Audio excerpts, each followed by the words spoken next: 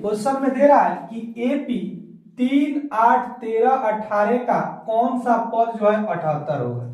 इस तरह का जब भी क्वेश्चन देखिएगा, अगर कौन सा पद पूछेगा तो उसमें क्या निकालना रहता है, एन निकालना रहता है। आइए आपको एन निकाल के बताते हैं। सबसे पहले हम लोग को इसमें दिया है ए बराबर, तो जो दिया रहता है उसको लिख देते हैं हल करने से पहले। दिया है ए बराबर कितना होगा तो 3, डी बराबर कितना हो जाएगा तो दूसरे में से पहले वो घटा लेंगे, यानी a2 माइनस a1 कर देंगे तो 8 माइनस 3 कर देंगे तो 5 निकल जाएगा।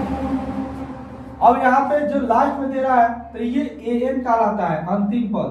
कितना दे रहा है तो 78। हम लोग से पूछ क्या रहा है तो n पूछ रहा है। ठीक है, हम लोग से क्या पूछ रहा है, n पूछ रहा है। तो n बराबर निकालना है कैसे, तो फॉर्मूला अगर याद रखें तो an बराबर होता है a plus n minus 1 into D.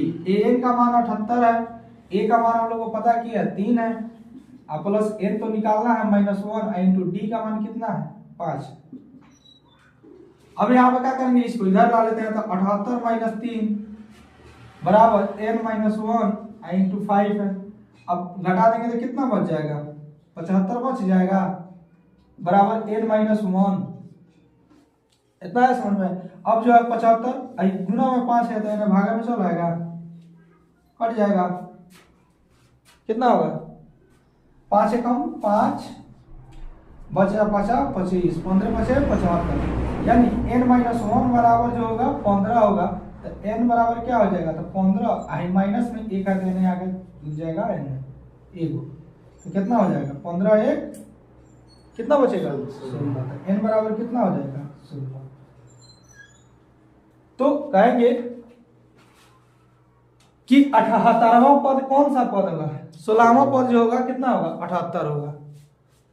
आगे समझ में कुछ नहीं है। इस तरह का जब भी क्वेश्चन देखिएगा तो ए डी निकाल लेना है, अंतिम जो रहता है पद उसको ए एन बोल देते हैं। ठीक है, तो जब ए डी और ए एन निकल जाएगा तो आसानी से इस प्रकार एन नहीं निकाल लीजिएगा।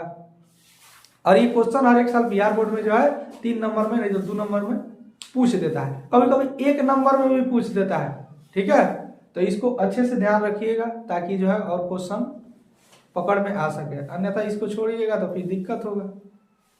उतार लीजिए।